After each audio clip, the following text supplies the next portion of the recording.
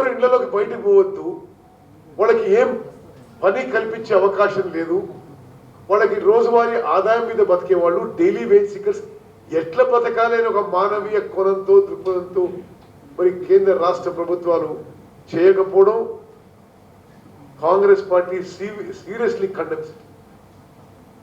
జాతీయ అంతర్జాతీయ ఆర్థిక నిపుణులు అన్నారు చాలా ఫుడ్ గ్రెయిన్స్ ఉన్నాయి, భారతదేశంలో 77 కోట్ల metric tons of food grains అందుబాటులో ఉన్నాయి, మన బఫర్ స్టాక్ 20 కోట్ల టన్నులు. దయచేసి వెంటనే పెద్ద ఎత్తున ఫుడ్ గ్రెయిన్స్ డిస్ట్రిబ్యూషన్ చేస్తామంటే వీళ్ళ ముల్లేదో పోయినట్టు కొద్ది ఇచ్చుకొచ్చిండ్రు. చాలా చోట్ల చాలా ఇబ్బందులకు గురైనవి. ఆ రోజే రేషన్ కార్డు ఉన్నా లేకున్నా జనాభాలో అందరికీ వలస కూళ్ళకి అందరికీ నిరుపేదలందరికీ కూడా పెద్ద ఎత్తున food grains and distribution of cash direct supply of food grains or food or cash transfer. This is the tragedy was bigger than a world war. But ఆ స్థాయిలో క్యాష్ ట్రాన్స్ఫర్ కానీ ఫుడ్ గ్రెయిన్ సప్లై కానీ కాలేదు. దానితో అభద్రతా భావానికి గురైన వలస కార్మికులు కోట్ల సంఖ్యలో వాళ్ళ సొంత ప్రదేశాలకి బయలుదేరడానికి మొదలయ్యారు. మరి వాళ్ళకి ఇన్ని కోట్ల మంది ఉన్న ఈ దేశంలో వీళ్ళకి ఏ విధంగా మీరు ఆశ్రయం ఇస్తారు, ఆహారం ఇస్తారు? There is no plan, no visible plan even now, even today. తెలంగాణలో ఇంత లక్షల మంది ఉన్నారు, వాళ్ళని ట్రాన్స్ఫర్ చేయడానికి ఇంత చేస్తాము, ఇన్ని ట్రైన్లు, ఇన్ని ప్లేన్లు, ఇన్ని బస్సులు, ఏం లేదు. ముఖ్యమంత్రి గారు నోటికి వదిలేస్తే మాట్లాడతారు అంతే. నేను చెప్తున్నా అంటే ఎంత అశ్రద్ధ నిర్లక్ష్యం అంటే ముఖ్యమంత్రి గారిది. అన్నిటికీ ఆయన ఎక్స్పర్ట్. కరోనా నుంచి ఇరిగేషన్ ప్రాజెక్ట్స్ నుంచి వ్యవసాయ విధానం వరకు ఇక ప్రపంచంలో ఇంటర్నేషనల్ ఎక్స్పర్ట్ కేసీఆర్ గారు. ఏ విషయం మాట్లాడినా, బత్తాయి విత్తనాలన్నా, మరి పత్తి వేయాలన్నా, లేకపోతే కరోనా ఎట్లా క్యూర్ చేయాలన్నా, ఇరిగేషన్లో నీళ్ళు ఎట్లా రావాలన్నా, ఇక అన్నిటికీ ఆయనే ఎక్స్పర్ట్ అనుకుంటాడు. ఆయన మాటల్లోనే ఒకసారి 3.5 లక్షల మంది ఉన్నారు. పక్కన మరి ఐఏఎస్ ఆఫీసర్లు ఎందుకు ఇంత మూగపోయినరో, ఎందుకు ఇంత నిస్సహాయంగా ఉంటుందో అర్థమవుతుంది. అందరికీ అయిపోయిందా అంటే అయిపోయింది అంటారు ఆ ప్రెస్ మీట్లో. ఏమైపోయింది కూడా చెప్తలేరు. 3.5 లక్షల మంది అన్నారు. తర్వాత చీఫ్ సెక్రటరీ గారు 6.5 లక్షల మంది అన్నాడు. తర్వాత తలసాని శ్రీనివాస్ యాదవ్ 15 లక్షల మంది అన్నాడు, ఆయన క్యాబినెట్ మంత్రి హోదాలో. తర్వాత ముఖ్యమంత్రి మళ్ళోసారి 7 లక్షల మంది అన్నాడు. If they could not even document the total number of migrant workers in the state, how could they have helped them? మీకు ఎంతమంది వలస కార్మికులు తెలంగాణలో ఉన్నారో మీకు తెలియకుంటే మీరు ఏ సాయం చేసిండొచ్చు? చేయలేదని స్పష్టంగా అవపడుతుంది. అదేవిధంగా తెలంగాణ రాష్ట్రంలో మీకు బిల్డింగ్ అండ్ కన్స్ట్రక్షన్లో కానీ, రైస్ మిల్లింగ్లో కానీ, బ్రిక్కిల్స్లో కానీ అనేక రంగాల్లో migrant labour form the major work force. ఈ రంగాలలో వాళ్ళది కీలక క్రియాశీలక పాత్ర. మరి మనం వాళ్ళకి సరిగ్గా చూసుకోకుండా ఆహారము, ఆశ్రయము, భద్రత విషయంలో వాళ్ళకి సరిగ్గా చూసుకొని పరిస్థితుల్లో వాళ్ళందరూ కూడా సొంత రాష్ట్రాలకు పోదామని చెప్పి మనసు మేకప్ చేసుకున్నారు. నిజంగా కేసీఆర్ ప్రభుత్వం వలస కార్మికుల విషయంలో వాళ్ళు పత్రికల్లో ప్రకటించినట్టుగా ఆ స్థాయిలో క్షేత్రస్థాయిలో పని జరిగితే వలస కార్మికులు ఎందుకు పోతారు? వాళ్ళకి ఫుడ్, షెల్టరు, అన్ని విధాలుగా ఒక భద్రత ఉంటే అసలు ఎవరు పోకపోయేవాళ్ళు. ఈరోజు అక్కడ నరేంద్ర మోదీ గారు కూడా అసలు కోట్లలో జనం మరి సొంత గ్రామాలకు వెళ్ళిపోదామని చూస్తుంటే ఈ రోజు వరకు కూడా ఢిల్లీ చుట్టుపక్కల ప్రాంతాల్లో వేల మంది చిన్న చిన్న పిల్లల్ని భుజాలు మోసుకొని వాళ్ళ చిన్న సూట్ కేసు తీసుకొని సైకిల్ మీదనో నడుచుకుంటున్నో వేల కిలోమీటర్లు పోతే ఇది ఎంత అమానవీయమైన చర్య అని చెప్పి మేము కేంద్ర రాష్ట్ర ప్రభుత్వాన్ని ప్రశ్నిస్తున్నాం. నాకు ఒక దశలో అనిపించింది, అసలు వీళ్ళ వల్ల కాదు, ఈ మైగ్రెంట్ వర్కర్స్ వెల్ఫేర్ విషయంలో, ట్రాన్స్పోర్ట్ విషయంలో మరి ఆర్మీకి హ్యాండ్ ఓవర్ చేస్తే బాగుండేది. But no, they kept saying things but never did anything. Or ఏదో నామమాత్రము శ్రామిక్ స్పెషల్ సెంటర్ అయినాను, ఈ ముందేమో వలస కార్మికులు వాళ్ళు ఆ 50 రూపాయలు కట్టాలన్నారు. సోనియా గాంధీ గారి పిలుపు మేరకు మేము కడతాము అని చెప్పి నేను చీఫ్ సెక్రటరీ గారికి సౌత్ సెంట్రల్ రైల్వే జీఎంకి లెటర్ రాసి ప్రెస్కిస్తే ఆ రాత్రి ముఖ్యమంత్రి ప్రకటించారు మేము ట్రైన్ ఫేర్స్ కడతామని. సరే మీరు కడితే కట్టినారు, కొన్ని మేము కూడా స్పాన్సర్ చేస్తాం, మేము కూడా అంటే లేదు మీ దగ్గర మేము పైసలు తీసుకోము, మేమే అన్ని ట్రైన్స్ ఏర్పాటు చేస్తామన్నారు.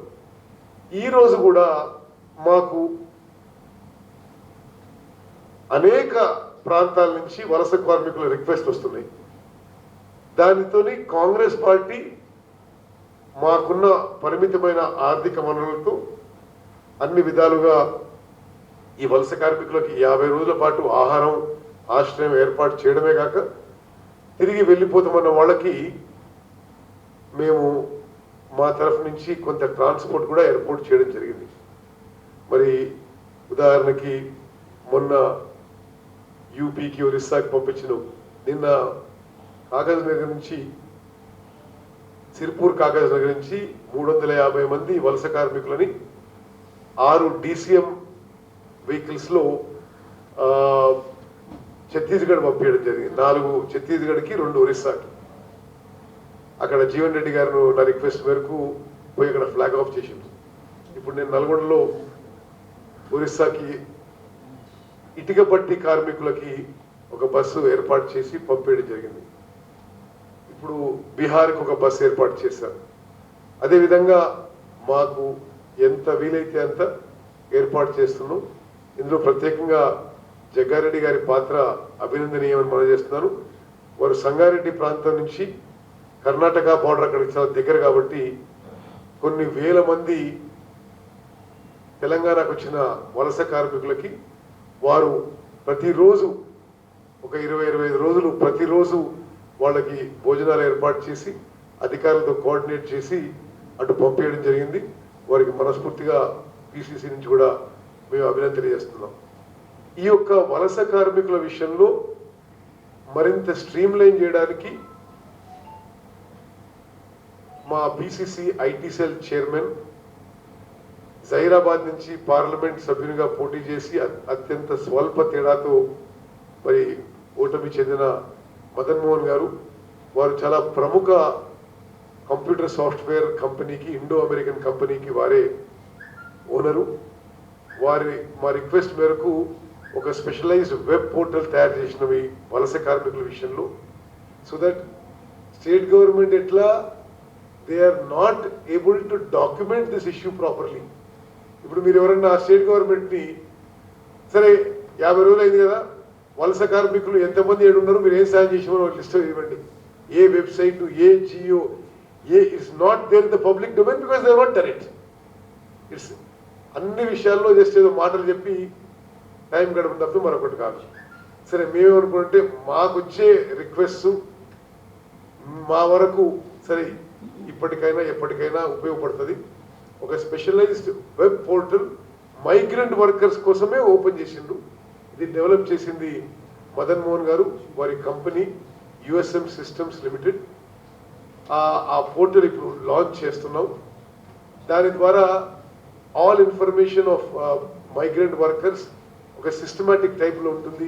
ఇంకా ఎవరికన్నా ఆహారం ప్రాబ్లం ఉందా, వారికి ట్రాన్స్పోర్ట్ ప్రాబ్లం ఉందా, వారు వేరే రాష్ట్రం అయితే ఏ రాష్ట్రం, ఆ రాష్ట్రంలో ఎక్కడ, వారి బ్లాకు, వారి ఊరు, వారికి ఏ ఇబ్బందులు ఉన్నాయి, అవన్నీ కూడా సిస్టమాటిక్గా చేసాం. ప్రత్యేకంగా ఈ వెబ్ పోర్టల్ ఆర్టిఫిషియల్ ఇంటెలిజెన్స్తో క్రియేట్ చేసింది. ఇది ఇటువంటి ఎఫర్ట్ యాక్చువల్లీ రాష్ట్ర ప్రభుత్వం చేసి ఉండాలి. చేసి ఉండి that portal should have been open for everybody for accessing public domain. రాష్ట్ర ప్రభుత్వం చేయలేదు కాబట్టి మేము మరి కాంగ్రెస్ పార్టీ ఉపయోగం కోసం ఈ పోర్టల్స్ చేసిన విషయం మీకు మనం చేస్తూ మరి దీని విషయంలో వారిని నేను మనస్ఫూర్తిగా అభినందిస్తూ మన ప్రజాస్వామ్యం మరింత ఫ్రీగా ఫేర్గా అద్భుతంగా ఉంటుంది తెలంగాణ రాష్ట్రం వస్తే అని మనం అందరం అనుకున్నాం. ఇంకా మెరుగుపరచలేకపోతే సరి ప్రజాస్వామ్య పద్ధతులు దారుణంగా పత్రికా స్వేచ్ఛని తొక్కేసే ప్రయత్నం టిఆర్ఎస్ మరి అధినాయకుడి నుంచి కింది వరకు చేస్తున్న విషయం నేను మీకు మనవి చేస్తున్నాను. Congress party seriously condemns the efforts and attempts by KCR and ruling party leaders in trying to suppress and harass the press at all levels. Direct ga mukhyamantri అనేక సందర్భాల్లో ప్రెస్ ని బెదిరించే దూరంలో మాట్లాడడం, మరి అదే విధంగా గతంలో 2 ఛానల్స్ బ్యాన్ చేయడం, ఆ తర్వాత మీడియా మొత్తం కొంత భయపడిపోవడం, మరి అడ్వర్టైజ్మెంట్ వాళ్ళకి ఇష్టమున్న వాళ్ళకి ఇవ్వడం, అది ముందుకు పోతూ పోతూ ఇప్పుడు డైరెక్ట్గా జర్నలిస్ట్ని డైరెక్ట్గా వాళ్ళ వ్యక్తిగత విషయాలు కూడా హరాస్ చేసే దొరికిపోయింది. 2 రోజుల క్రితం నారాయణ్ ఖేడ్ ఎమ్మెల్యే లాక్డౌన్ పీరియడ్లో 1000 మందితో బర్త్డే పార్టీ చేసుకుని సోషల్ డిస్టెన్సింగ్ లేకుండా మాస్క్ లేకుండా జరుపుకుంటే పరమేష్ అనే ఒక టీవీ ఛానల్ రిపోర్టర్ ఆ స్టోరీ ఫైల్ చేశాడు. అంటే ఎంత దారుణమైన విషయం అంటే ఎమ్మెల్యే మీద యాక్షన్ తీసుకోవాల్సింది పోయి ఆ మున్సిపల్ అథారిటీస్ పోలీస్ ప్రొటెక్షన్ తో పరమేష్ అండర్ కన్స్ట్రక్షన్ ఇంటిని డెమాలిష్ చేసేశారు. ఇది మీ అందరికీ నేను ఒకటి చెప్తున్నా, ఇది ప్రెస్ యునైట్ అయి ఫైట్ చేయకుంటే ఇది చాలా దారుణమైన విషయం. అదేవిధంగా హుజూర్ నగర్లో ఇంకో టీవీ ఛానల్ విలేకరి సైదులు గౌడ అని ఆయన ఆ మున్సిపాలిటీలో అక్రమ టెండర్లు పిలిచిండ్రు అంటే అతని మీద వేరే దాని మీద పోలీస్ స్టేషన్లో ఎఫ్ఐఆర్ ఫైల్ చేసి, ఈ విధంగా రాష్ట్ర వ్యాప్తంగా పత్రికా యాజమాన్యాలని పాత్రికేయులని అన్ని స్థాయిలో జర్నలిస్టుని టిఆర్ఎస్ పార్టీ అధికారులని పోలీసులు వాడుకొని హరాస్ చేస్తున్న విషయం కాంగ్రెస్ పార్టీ ఖండిస్తుంది. మీరు యునైటెడ్గా ఉండి ఫైట్ చేయండి, మేము వెంబడి ఉంటామని చెప్పి మీకు ఈరోజు బహిరంగంగా మేము హామీ ఇస్తున్నాం. ఎక్కడంటే మైగ్రెంట్ లేబర్ వాళ్ళు సరే మేము ఇక్కడ ఉన్నాం మమ్మల్ని రిజిస్టర్ చేసుకోండి, మాకేమైనా ఆపద వస్తే ఆదుకోండి, దే కెన్ ఇమీడియట్లీ వాళ్ళకి టైపింగ్ రాకున్నా పర్వాలేదు, వాళ్ళ కంప్యూటర్ వాయిస్తో హిందీలో వాళ్ళు రికార్డ్ చేసుకోవచ్చు, హిందీ ఆర్ ఇంగ్లీష్. అదేవిధంగా మాకు వచ్చిన సమాచారం అంతా ఇలా ఫీడ్ చేస్తాం, మీకు ఏమైనా సమాచారం ఉంటే ఇలా ఫీడ్ చేస్తాం. ఈ మొత్తం మైగ్రెంట్ వర్కర్స్ది వాళ్ళకి welfare, to give them A feeling of security, ఒక భద్రత, ఒక ఆహారము, ఆశ్రయము, ట్రాన్స్పోర్టేషన్ కల్పించడానికి వేర్ సిస్టమైటైజింగ్ అవర్ ఎఫర్ట్స్. ఇది గవర్నమెంట్ చేయాల్సి ఉండే, వాళ్ళు చేయలేదు, మేము చేస్తాం. Thank you.